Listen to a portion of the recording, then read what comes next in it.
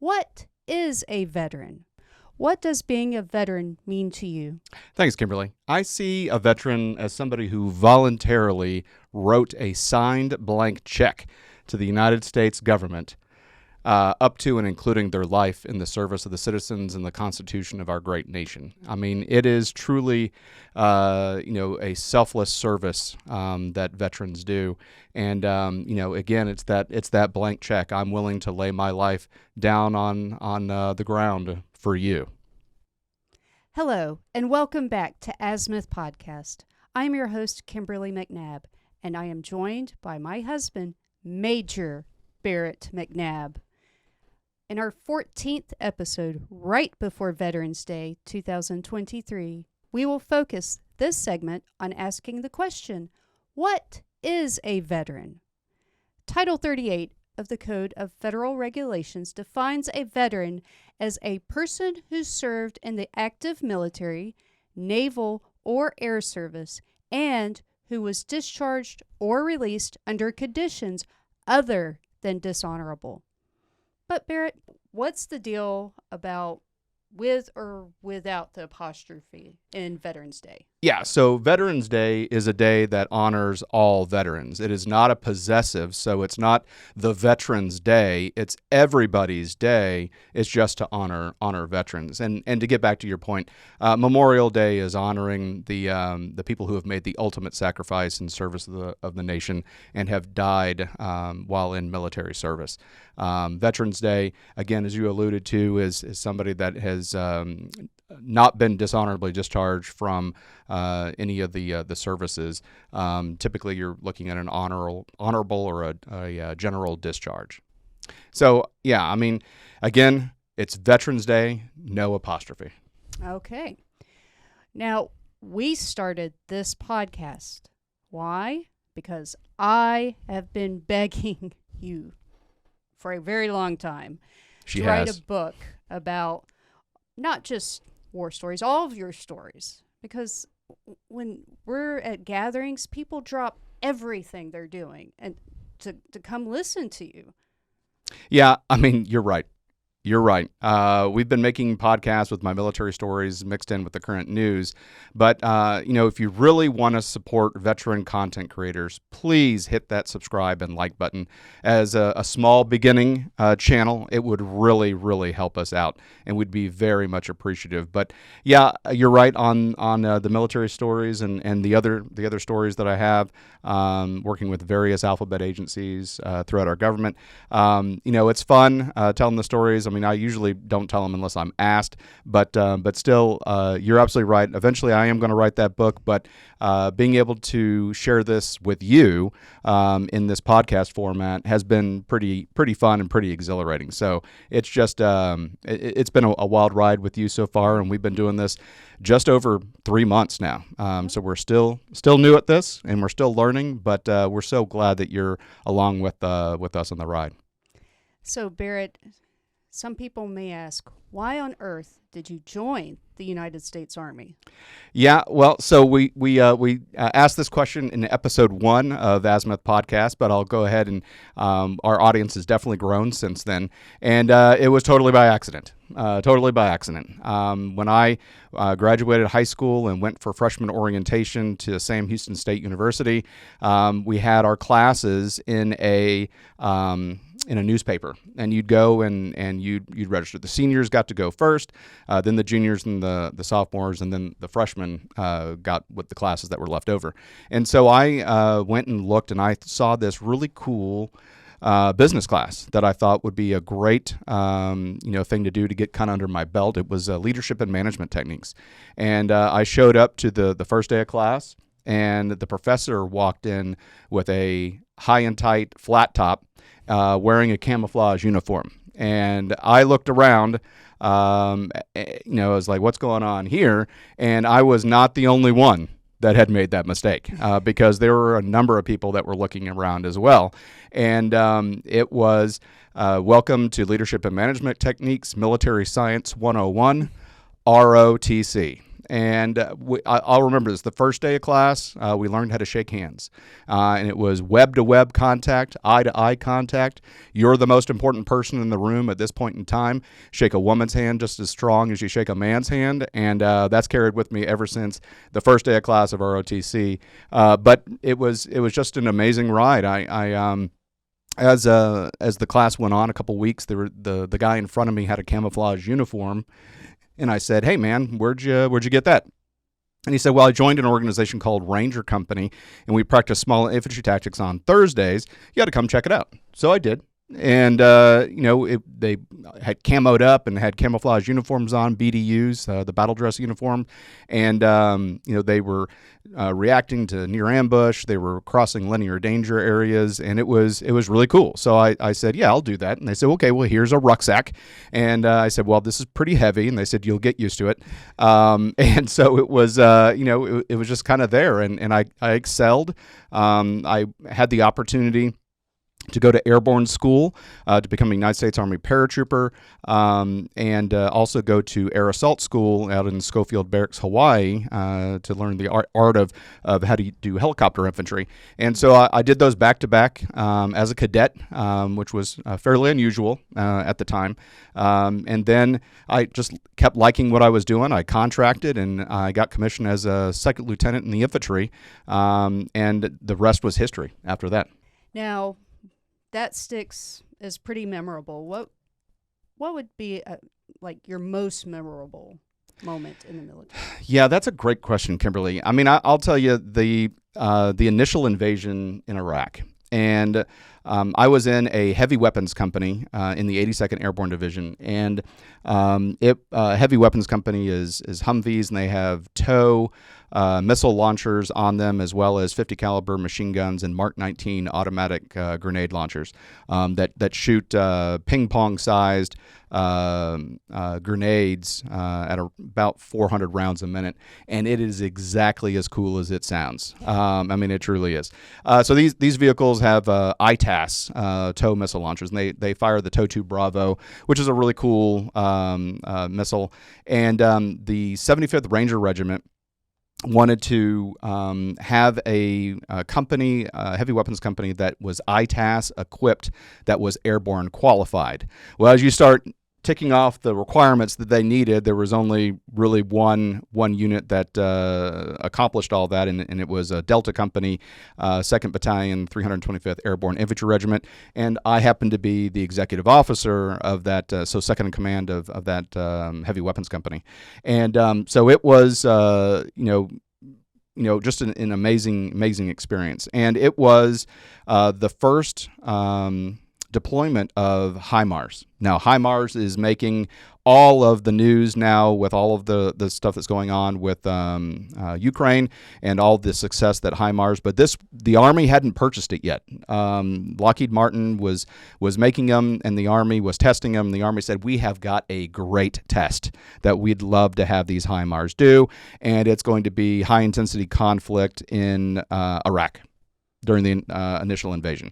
And Lockheed Martin said, "Okay." And so the 75th Ranger Regiment, specifically the 3rd Ranger Battalion of the 75th Ranger Regiment, formed a task force called Task Force Hunter.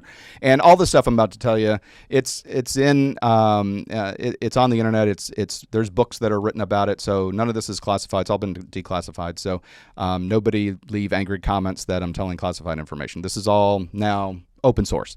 But they wanted to do these HIMARS and have them infiltrate behind Iraqi lines, so to support the 3rd Infantry Division mechanized on their movement from Kuwait into Baghdad. And so we had actually practiced this unbeknownst to us, but we had gone to the National Training Center, and we had done a full exercise of jumping in as a paratrooper in the 82nd Airborne, and then having 3rd ID do a passage of lines through the Whale Gap. Those of my NTC brethren and sisters out there, you know what I'm talking about. But still, it was it was just, this first operational test. So we were Task Force Hunter, assigned to 3rd Battalion, 75th Ranger Regiment, and we were practicing, what we were going to do with the HIMARS, how we were going to fire and then move and set up the defensive positions and things like that. So it was the battalion had deployed, and the brigade had deployed as well. The other 2 battalions had deployed to Kuwait, and 2nd Battalion had deployed to RR Saudi Arabia, and I was the last plane out. And the significance of being the last plane out was President Bush had not made his decision yet on whether or not he was going to attack Iraq or invade Iraq.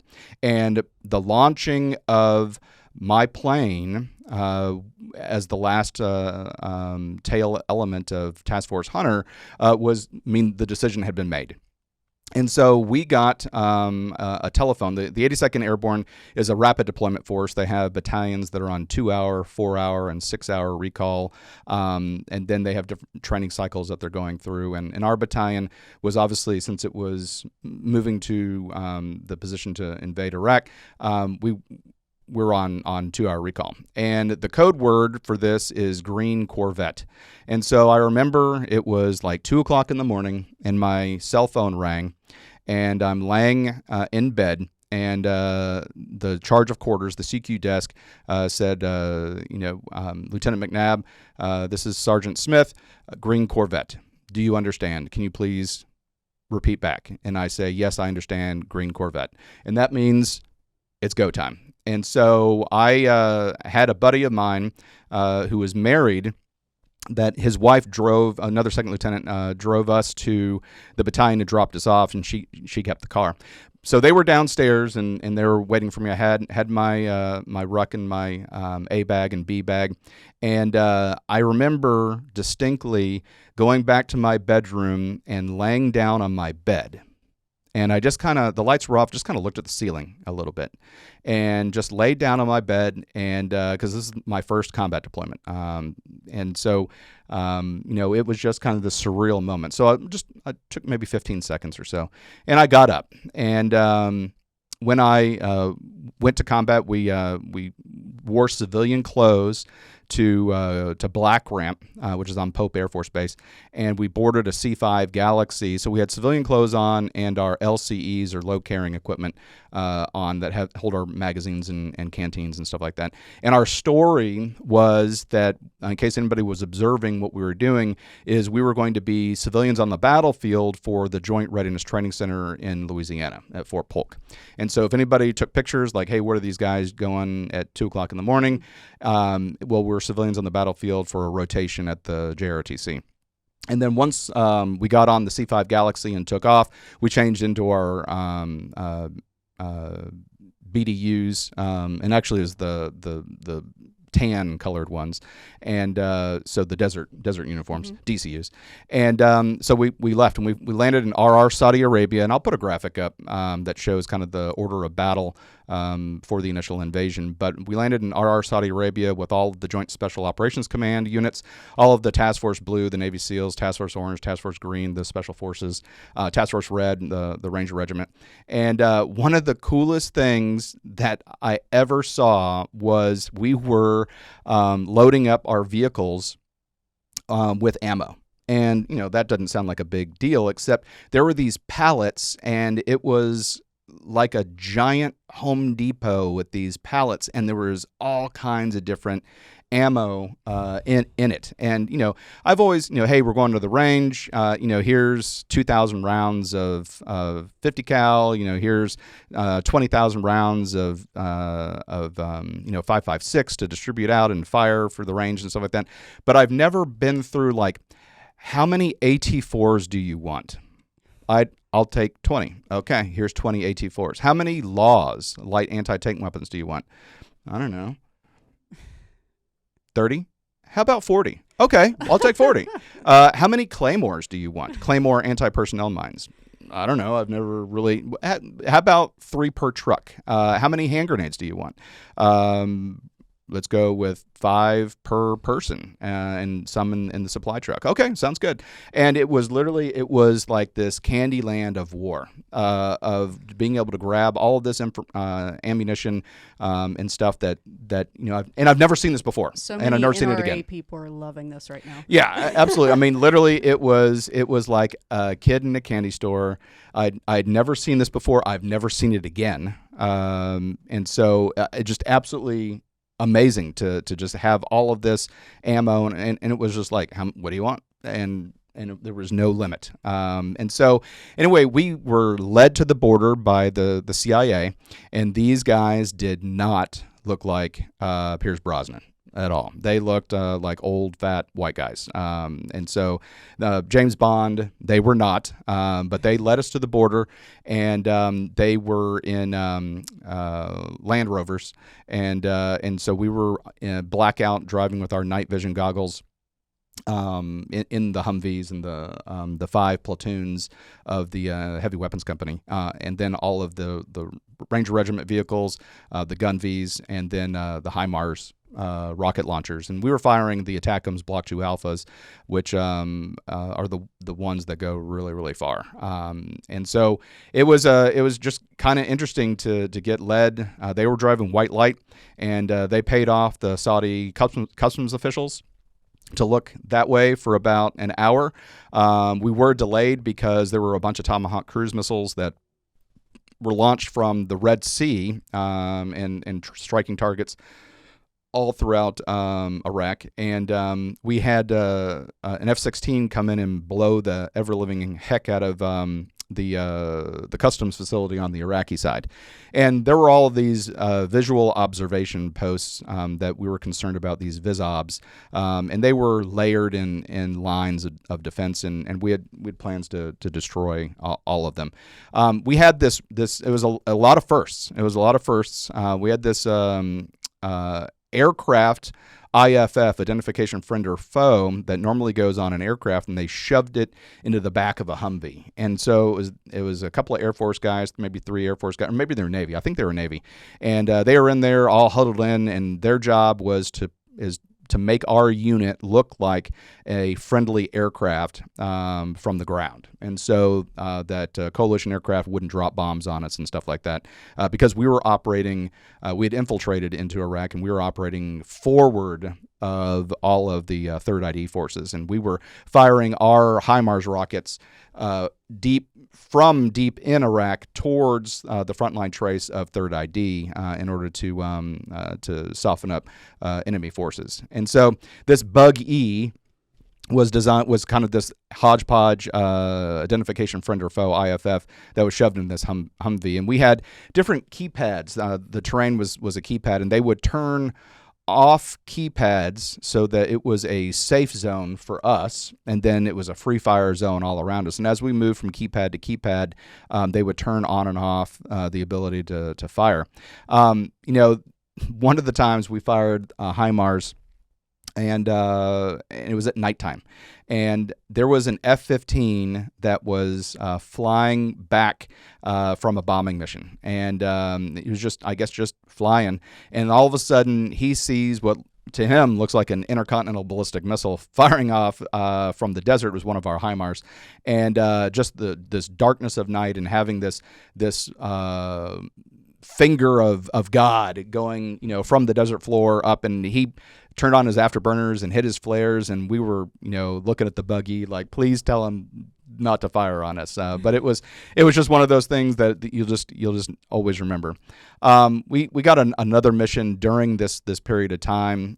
Some little birds with Delta Force operators were operating in Western Iraq, and the 160th was flying these little birds, and these guys and gals are the cream of the crop as it comes to rotary wing aviation. And so anyway, they're flying with night vision goggles and all of their little blinking lights off and stuff like that. And I think there was 5 of them, and they were flying a trail formation, just one right after another, and they couldn't see. The moon had gone down, and they just literally could not see because the instrumentation inside the helicopter was washing out their night vision goggles. And so it was so dark, even with that little bit, it was making it so they couldn't fly. So what they all decided, because these guys are really high speed, they decided to all fly sideways.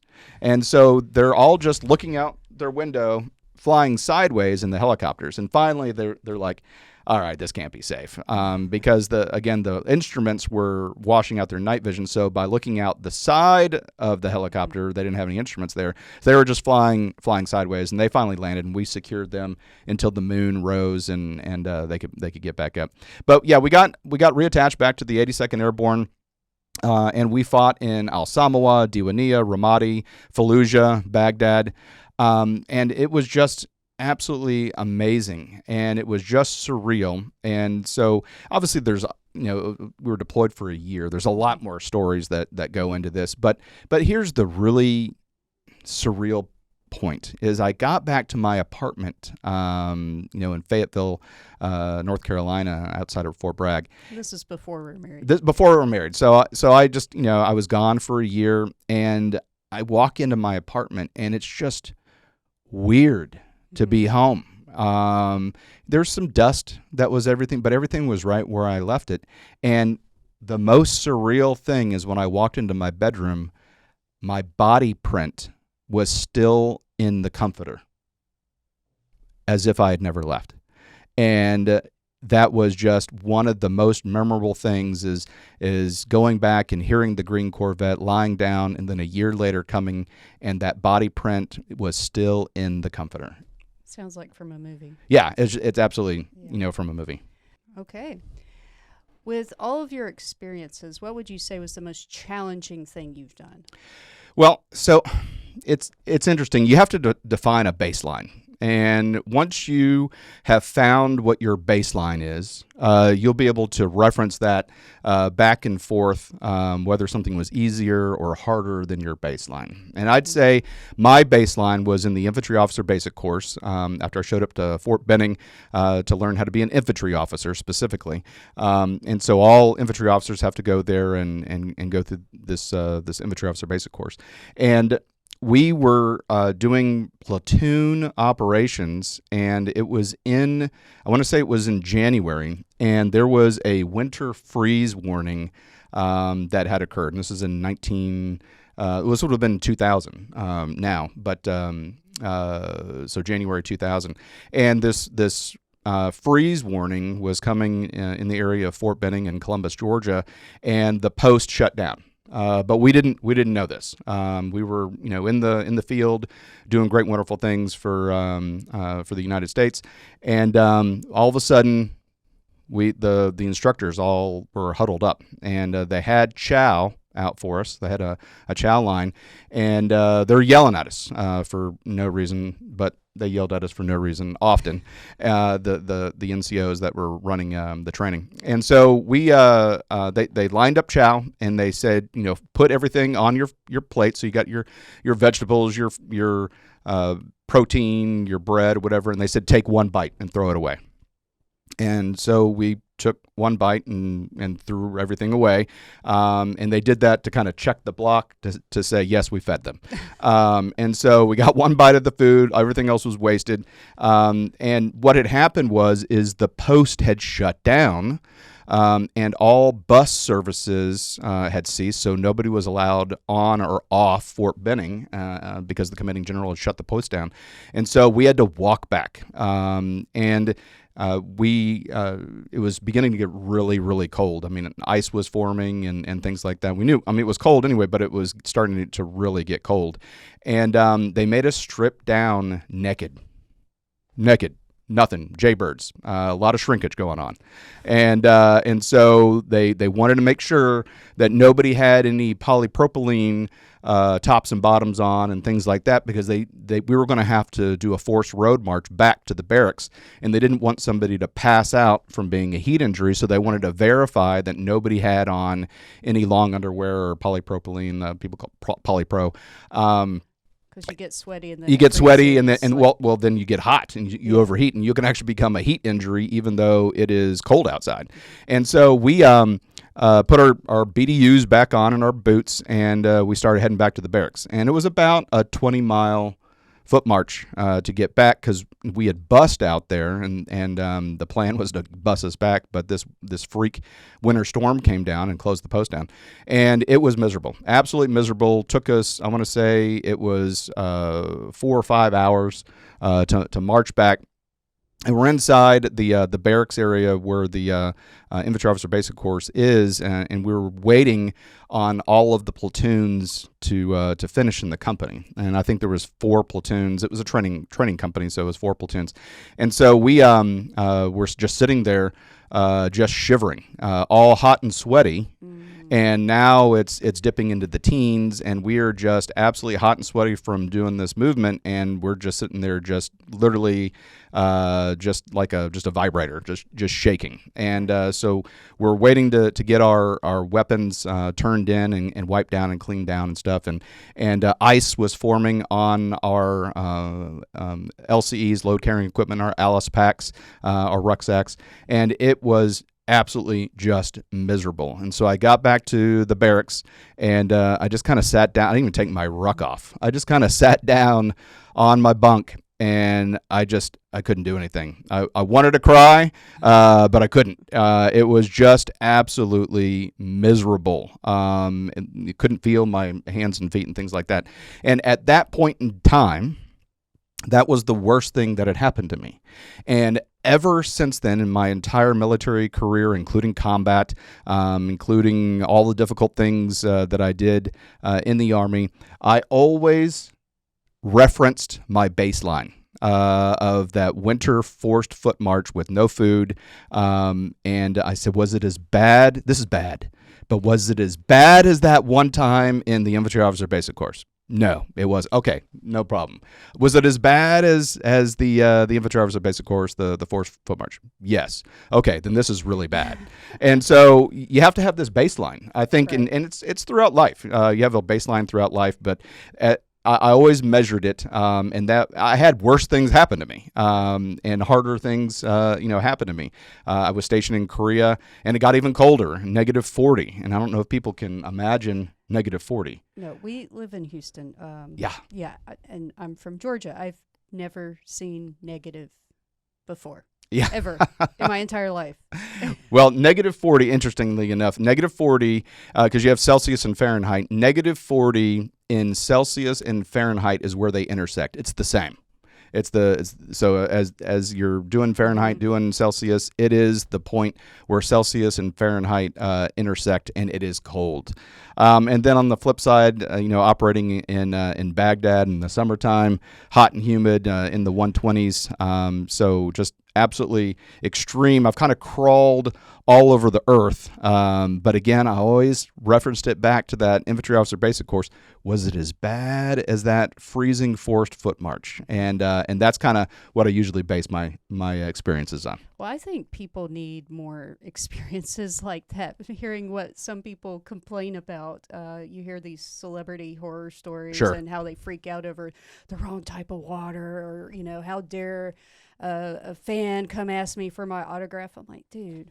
There could be worse things. You're way too much in a bubble. You need to go, as Chris Rock says, go out and get kidnapped. Have something bad to happen to you so you don't complain so much. Everybody needs their forced foot march in the freezing cold. Exactly. And that's why, some people who had a rough childhood, and if they overcome that, they're some of the best people ever, because they know that, hey, things could be worse. Yeah, that's true. It can always be worse.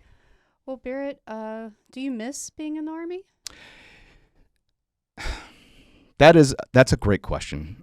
It really is. I mean, I had, let me preface this. So I had a really good buddy of mine, and he was in the 82nd Airborne with me, and he was a West Point graduate, and he left the Army and went to go work for Goldman Sachs, and he worked his way up through Goldman Sachs. He wound up being a vice president at Goldman Sachs, and I would call him, I don't know, once a week or so, just to see what he's doing. And I'd ask him if he missed it. And he told me I miss it every single day. I miss it every single day. And I honestly, I mean, every once in a while I miss it, but honestly, I don't. And I think the difference is I got to do everything that I wanted to do. And I felt that my tour of duty was done, and I had done a very good job, and it was time to retire. And so I retired, and we retired, because by the time I retired, we were married. And,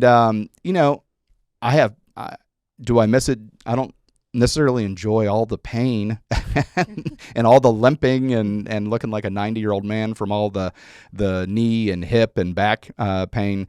But when I look back at it, best job I ever had. Best job I ever had. I think some people miss it because it is hard to transition from like something that's high speed, even though it may suck getting into it and Sure. getting used to that rhythm of life.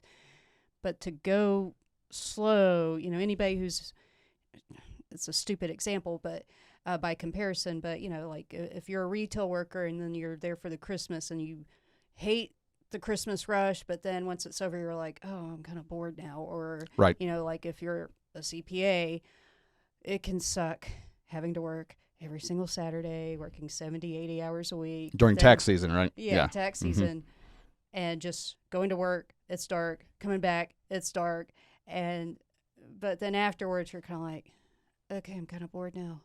So I think that's kind of what they're I mean, that's one of the reasons why a lot of people got out. When we got back to Fort Bragg after a year of high intensity conflict and then low intensity conflict, because we beat the Iraqi army, they capitulated, and then they transitioned into guerrilla warfare forces and it became a low intensity conflict. And so when we got back to Fort Bragg and we're sitting at our desks, we're like, what do we do now? I don't know. And, the adrenaline was gone, and we're just, we got to get back into training plans and things like that. And a lot of my fellow officers, I'd gotten promoted to captain by then, a lot of fellow officers got out, like my friend, just because we didn't know what to do. And so I wound up staying in, but it was still, surreal on, what you're saying, like, hey, it's done. Now what do we do? I mean, yeah. So now you're civilian life, right? And after you retired, we had kids. What has surprised you the most about joining civilian life? Because I've told you some things that may surprise you. Right. Well, there's definitely there's not a lot of yelling that goes on. There's in the military, there's a lot of yelling for some reason, even for no reason, just hurry up and wait type of things. But one of the things that most surprised me was, and this is not for every civilian. I have met a ton of hardworking civilians, but my first job as a second lieutenant, as a air assault rifle platoon leader in Korea, with 40 men under my command, I was working 140 hours a week, right? So I mean, that's just the way it is, and I've seen people that are complaining now about 9-to-5 jobs, and that's hard, and like 9-to-5 job, that's wow, I'd love that, but still, I was on a corporate training event, and I had someone who worked for me because we're small business owners, and so I had somebody that worked for me, and we went and received a block of instruction, and we received the same block of instruction at the same time in the same location from the same instructor, and the task. She failed the task. She failed to do the task. And I said, look, we learned the same thing at the same time. I'm coming up on 50, and I'm able to grasp all of these new concepts and do all this. And her response, and I couldn't believe this, her response was, I'm only 23 years old. What do you expect out of me? And I said, well, at 23, I was an air assault rifle platoon leader on the demilitarized zone between North and South Korea with 40 men under my command. That's what I expect out of you. And so anyway, she wound up quitting, yes. as you know. But and we have heard so many horrible, lame excuses for people not wanting to come to work and people not knowing what full-time exempt means. Like, hey, sure. If it takes you 60 hours to get the job done, that you get paid the same. You work don't get until extra the PTO, task. You don't get paid bonus. And I've tried to warn them, like, hey, people aren't that professional. In the army, it's task based. It's not time based, and so that's kind of one of the things I took away. A lot of the civilian stuff is time based. It seems in the civilian world. So, what advice would you give someone who may possibly be thinking about joining the military? Yeah, I mean, if you're thinking about joining the military and becoming a veteran yourself, do it. Just do it. We're all talking about this college debt. You can get the post 9/11 GI Bill, get your college paid for. You don't even have to go to college. You could go to trade school. You could go to race car driving school. You could go to culinary school. You could become a airplane pilot, a helicopter pilot. Yeah. You can do all those things with your education benefits. You get access to health care if you retire. You get VA benefits, health benefits for service-connected disabilities. You get the VA loan. Everyone else is paying for their health insurance. I mean, it's a really great deal. The VA home loan, so you don't have to put a deposit down in order to get a house. That's how we got our house. And that's exactly how we got our house. And so there are a ton of benefits. There's a lot of discounts in Home Depot and Lowe's and things like that. Now, I have seen veterans, if there's a business, this makes me kind of sad and a little angry if they don't offer a military discount. I've seen veterans kind of give the business grief. Hey, look, don't do that. You're not entitled to nobody. It's up to the business. Yeah, nobody owes you anything. The only thing that's owed is your compensation through your service-connected disability, your post 9/11 GI Bill or Montgomery GI Bill. Promised. Yeah, well, just what you signed up for. So, but still, if they have a discount, I use it. I've got a Lowe's and a Home Depot discount, and it saves a lot of money. But even more than just the benefits of that you get after the service, getting time management skills and leadership skills and all of the task-oriented things that you're going to be able to accomplish at such a young age, the business world is going to love you. And so it's going to set you up for success. And you can get much more easily government jobs than you can Sure. just as a you do a veteran's civilian. benefit. But also, if you're thinking about it and you're a young person, there are different age limits at which you can join, and after that, you can't join anymore. And so you may be 45 years old looking back going, I kind of wish I had done that. You can't go back. Even if they let you, your body's not going to be in the same shape and being able to handle those rucksacks. And, not everybody joins the front lines anyway. But still, even with all the benefits, do it because you love your country. Yes. And that pride, that sense of self-accomplishment, I mean, no one can ever take that away from you. Absolutely. And your country needs you. It really does. So on this Veterans Day, to all past, present, and future guardians of democracy and freedom, happy Veterans Day. Happy Veterans Day. Hi, everyone. Thank you for listening. If you enjoy our show with all the stories we share, we would love your support. And it's as easy as clicking that subscribe or follow button. This will ensure you never miss an episode and keeps us bringing you these important stories. Your support makes a huge difference. Thank you so much for being part of our podcast family. Thanks, and keep tuning in.